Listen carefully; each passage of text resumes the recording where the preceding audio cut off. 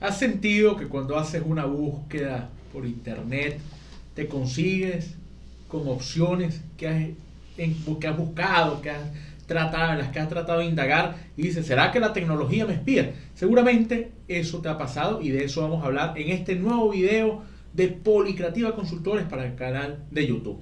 Aquí está el equipo de Policreativa Consultores, la profesora María Elvira Rodríguez, la presidenta, el doctor Manuel Rojas Pérez, el director, y quien les habla, Luis Daniel Álvarez, para una nueva jornada de reflexión. Desde aquí, desde los estudios de NDO Radio, que el equipo que conjuntamente con NDO Academy son nuestros aliados y trabajan con nosotros en el proceso de formación y de adecuación del tema político. Lugar en el que hemos dictado procesos de formación muy ricos, muy provechosos, muy productivos y donde seguiremos con algunas otras iniciativas que encontrarán ustedes a través de nuestras redes sociales. Les decíamos, los celulares inteligentes, la tecnología, los buscadores. ¿Será acaso que me ven cómo funciona ese tema del algoritmo? Vamos entonces a hablar de las innovaciones tecnológicas en la política, esa vinculación entre tecnología y política. ¿De qué podemos estar hablando, María Elvira? Política 1.0, 2.0, una revolución 4.0, dicen algunos. ¿Dónde estamos? Fíjate, estamos deberíamos estar en un híbrido, en poder casar lo que era, que no se debe dejar de hacer, la política de calle, ese casa por casa, el ir uno a uno llevando nuestro mensaje a integrar al mundo digital que hoy en día las redes sociales y las diferentes plataformas nos ofrecen, en donde también se hace un uno a uno, porque cuando a ti te llega un video en una red social, si bien no es presencial, a ti te está llegando personalmente, es uno a uno ese mensaje, pero el mensaje es diferente a cuando estoy en la calle y mucho gusto te estrecho la mano. Entonces hoy en día tenemos que hacer esa mezcla y ese casar lo que era la política tradicional de ir casa por casa, que hay que seguir haciéndolo, insisto, no sustituye una por otra, se complementan. El ir casa por casa y el ir tocando red social a red social, llegando cada vez a más seguidores, y no solo a más seguidores, sino nuevas audiencias que permanezcan en tu video la mayor cantidad de tiempo posible. Ahora, sí, porque estamos en una realidad mediática distinta. Cuando yo hice política por primera vez, 16 años, quizás, lo más relevante, lo más importante, era el papel. ¿Ok? Era llevarle un mensaje en un ¿cómo se llama esto? Un flyer a alguien, o se llama flyer, o empapelar las zonas. Uh-huh. Yo recuerdo de nuevo, yo era un muchacho y me tocó una zona y aquello lo empapelamos y entonces eran las guerras con el otro partido por empapelar sobre lo que nosotros hemos empapelado. Entonces en la noche nosotros empapelamos y en la mañana siguiente aparecía donde nosotros habíamos puesto nuestros afiches encima el del otro candidato, porque lo que llegaba a la gente era lo visual, era que te llegara a la casa un flyer, era que tuvieras en las paredes eso, era en la televisión quién hacía mejores propagandas, qué candidato iba a la televisión y explicaba mejor su argumento. La época de 3 canales de televisión y un CanTV pegado a la pared. ¿Por qué he hecho todo este cuento? Bueno, porque es que nos enteramos hace poco que Javier Milei en Argentina ganó con contundencia, uh-huh, cuando apenas visitó el 40% del territorio argentino. O sea, que hay un cambio, dejas la campaña en terreno para pasar una absolutamente, campaña absolutamente. Entonces, eso no se pueden sustituir. Quiero sí ser enfática. Sí, no, eso, para que nos hable un poquito más de eso, pero es que tenemos lo que llaman la política 1.0, la política de tierra, que es ir, tocar la gente, lo que en América Latina llamamos generalmente los casa por casa. Pero es que ahora tenemos unas nuevas formas de llegar casa por casa. ¿Ok? de llegar persona a persona, o sea, el casa por casa, de repente tú tocas y te abre una. Y en esa casa viven 5 personas. Tú confías en que esa persona que recibió la información de repente la multiplique dentro de la casa a los que viven ahí. Hoy día la comunicación hace absolutamente masiva la política, porque ya no te tocan la puerta, o te toca la puerta, pero además de tocarte la puerta, te llega el mensaje al celular. Y te llega el mensaje por Facebook, por WhatsApp, por TikTok, por Telegram, por Twitter, por el otro, por mensajes SMS. Y además de todo, lo que prende la televisión, Por y ahí correo es importante, por correo electrónico, y es importante lo que tú dices, no se puede sustituir una cosa por la otra. ¿Ok? Claro, no, o sea, llegar casa por casa te da una conexión diferente a la que te da llegar por redes sociales. Ambas conectan, si lo haces bien y tienes una buena estrategia, ambas te van a dar un resultado de generar emoción en el otro. Ahora, el paso de que esa emoción se transforme en votos está para mí en la mezcla de ambas. Igual que mezclar medios tradicionales con plataformas. O sea que no es digitales. suficiente que yo me abra una cuenta TikTok, y en la cuenta TikTok yo hable y por ahí mande mi discurso, o yo utilice la cuenta TikTok para bailar, y entonces hago así, y eso me genera unos votos. No. Como tampoco te los va a Pero generar. Rodolfo Hernández creía que sí, ¿verdad? Rodolfo Hernández creía que sí. Él está Ahí- convencido que sí. Ahí está el resultado. Además, Y no lo logró. No lo logró. Pero es que fíjense que eso no es nuevo. Uno siempre pone el ejemplo de Rubén Blades. Lo hemos mencionado en actividades de Anteriormente. publicativa consultores, sí. Rubén Blades decía, mira, yo nunca me di cuenta que yo llenaba cuando quise ser candidato presidencial, cuando quise ser presidente, que fui candidato presidencial en Panamá, nunca me di cuenta que los actos míos eran multitudinarios, pero no porque querían las propuestas mías, eran multitudinarios porque la gente quería que cantara.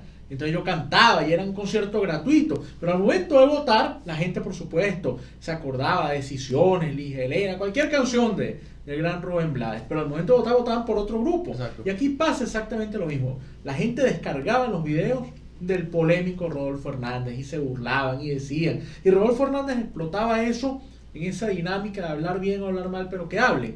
No se sabía dónde quedaban los departamentos, no sabía las ciudades, pero bueno, al momento de votar, la gente votó por otra opción porque no terminó convenciendo, no terminó avanzando a donde quería o lo que quería hacer. Y el caso Milei, que lo pusiste ahorita como ejemplo, ay, perdón. No. Dale. Pero si estamos en vivo.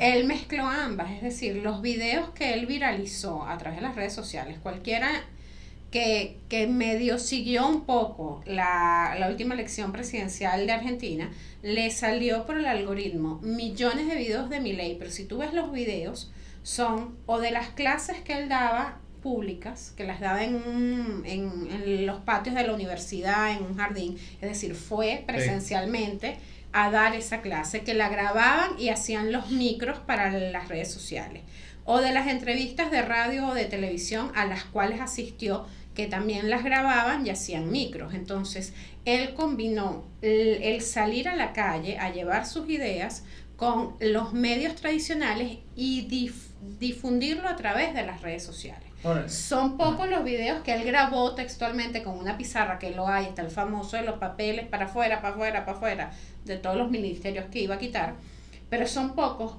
esos videos que él grabó en una pizarra especialmente para redes, y eran muchísimos más los de medios tradicionales y los de sus actividades de calle. Exacto, sí, utilizaba medios tradicionales y eso lo masificaba vía redes sociales. pero les pregunto, ¿cómo hace, por ejemplo, no se te olvide lo que van a plantear, Manuel quiere plantear algo también ahí, pero ¿cómo hace uno para combinar esto en un escenario, por ejemplo, como el peruano?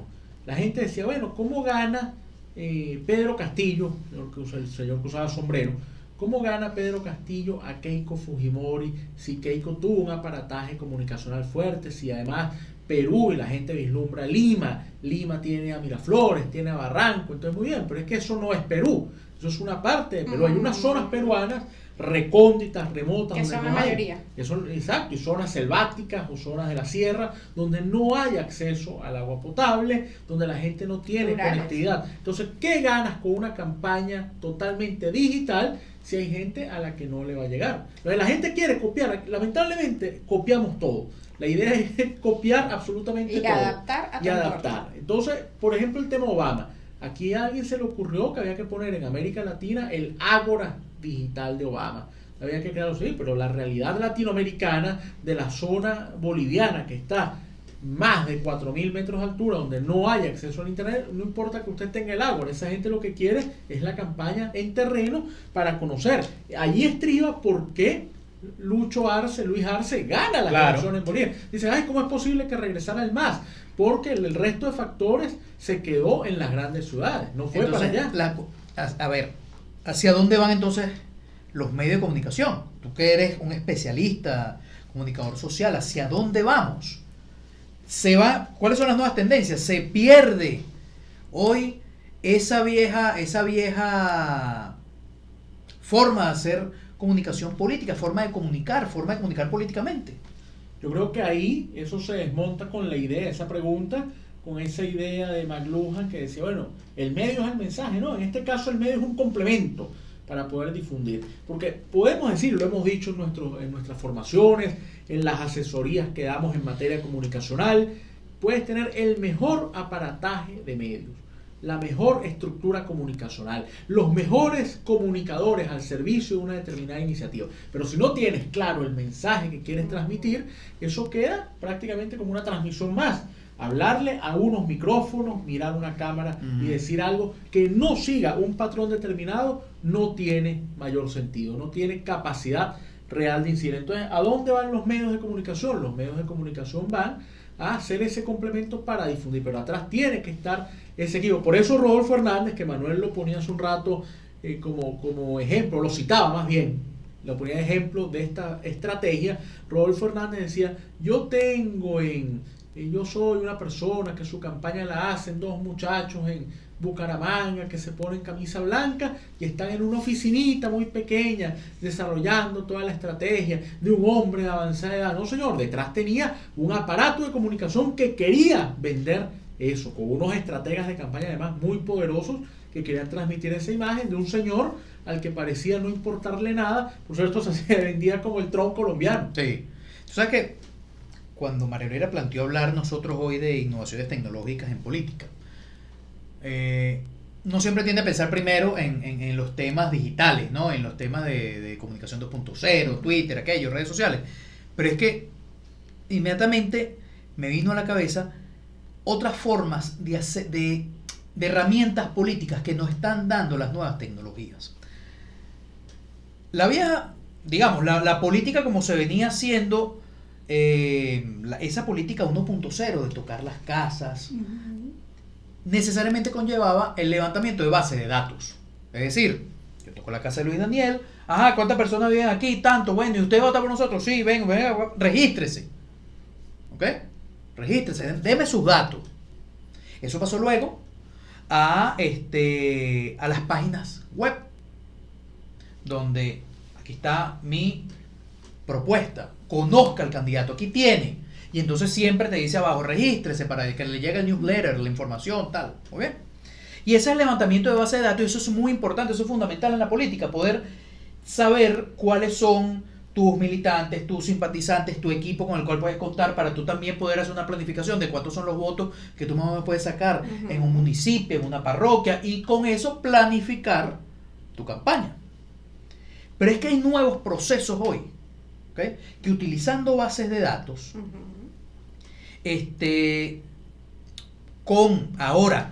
con tecnologías de inteligencia artificial y con tecnologías de automatización y con el uso de la llamada Big Data, múltiples cantidades de información, que hoy día esa información de alguna manera la gestionan, la procesan para que a los candidatos y a los actores políticos les den hoy información valiosísima, que antes era muy difícil conseguir.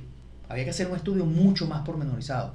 Estoy hablando de una cosa que se llama CRM, que en español sería Administración de Relaciones con los Clientes, que es algo que viene del sector privado, que es la utilización de esas bases de datos, ¿ok? Con algunas preguntas, y que eso hoy en la política se está utilizando mucho. En España, por ejemplo, Pedro Sánchez y el PSOE lo utilizaron y les fue maravillosamente bien. Dicen que el uso de que la decisión del PSOE de adelantar elecciones, ¿ok?, tuvo mucho que ver con información que salieron de este sistema, de estos CRM. El CRM es un software. El CRM es un software. Es un programa computacional, ¿ok?, que toma esas bases de datos y te da posibilidad de recopilar información más allá de la data dura del elector, sino saber indicadores claves de cuáles son los problemas de una parroquia, un municipio, cómo se interrelacionan, todos estos sistemas que ahora se utilizan, que son utilizados con inteligencia artificial, con métodos de machine learning, de deep learning, nos está dando la posibilidad en política de tener una información más robusta. Ustedes no vieron una película que va al ámbito deportivo, que era un gerente de un equipo de béisbol de las grandes ligas, Moneyball, que entonces recurre a la tecnología para poder administrar el equipo, y ahí se sabía, a lo mejor no con un software en esa época, pero sí con algunos adelantos, cómo hacía. Entonces uno sabía quién tenía que venir a pichar, quién tenía que venir, qué jugador estaba en declive, qué picheo no veía, cuál sí. Es que dicen Luis Daniel, los que conocen de estos temas, que este CRM es como el gran hijo de la sabermetría.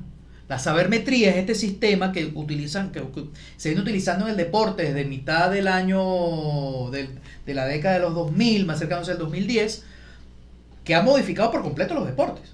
Ha modificado, por ejemplo, el béisbol lo ha modificado por completo, ¿ok? Y en la política también se están comenzando a instrumentalizar estos temas. Tenemos de nuevo el caso de España.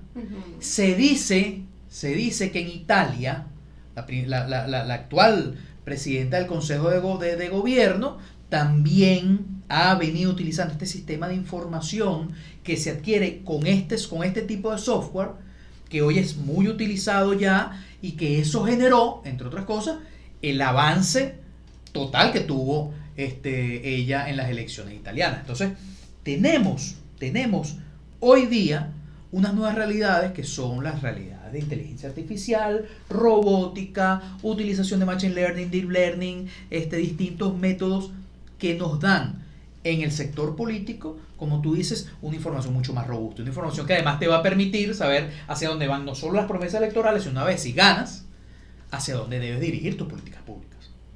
Ahora, en este caso eso puede confrontarse. La gente dirá, bueno, entonces con comprar un software y descargarlo, yo puedo hacer, y no, porque es igual. Es importantísimo eso que acabas de decir. El tema del deporte. O sea, si a usted le dicen, ese bateador da los jonrones, en el caso del béisbol, al segundo picheo, ese jugador hace tal cosa, si hablamos de fútbol, o algún jugador que juegue básquet, baloncesto, lanza de 3 cuando falta poco tiempo para que se consuma el reloj, entonces usted tiene que saber, bueno, eso yo puedo contrarrestarlo, porque si no, ¿para qué hay juego? Contrarrestarlo es mandar a marcarlo al momento, o picharle difícil, o pedir una bola franca al segundo. Exacto. Igual la política, el reto que tenemos quienes asesoramos y quienes hacen política es prepararse para entonces hacer que esa data les resulte incompleta, sea un recurso. Usted está asesorando a alguien que la tenga, aprovéchela, y si no, buscar la manera entonces de cómo podemos tener una respuesta frente a eso, para que por más software que tenga, no tenga capacidad de... Y te pregunto a ti,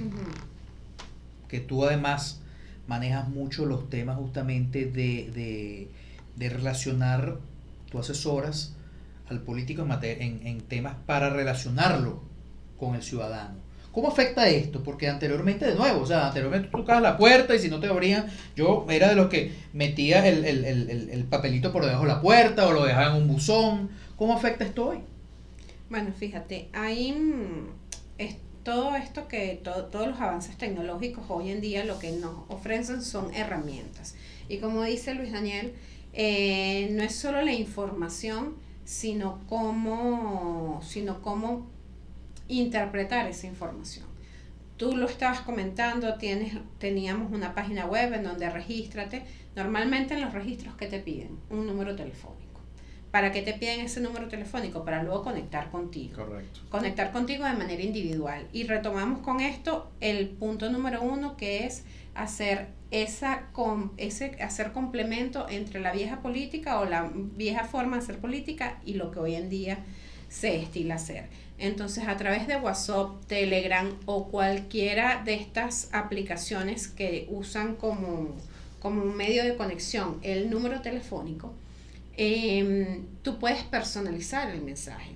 Una persona que se ha metido a lo mejor en tu página web o en tu perfil de Instagram o de TikTok, ya hoy en día esas aplicaciones te lo dan, y te deja su número telefónico o se comunicó contigo, tú luego puedes llevarle un mensaje personalizado. Luis Daniel, cuéntame, yo sé que tú vives en tal zona de Caracas, allá hay un grupo de WhatsApp en el cual yo estoy, tú quieres que te incluya, porque en ese grupo nosotros debatimos sobre las problemáticas que a los vecinos le afectan y están tus vecinos ahí, tú te puedes relacionar y te van incluyendo y van haciendo comunidad virtual, que eso va generando un acompañamiento al elector y una emoción que posteriormente se puede ir a transformar en un voto.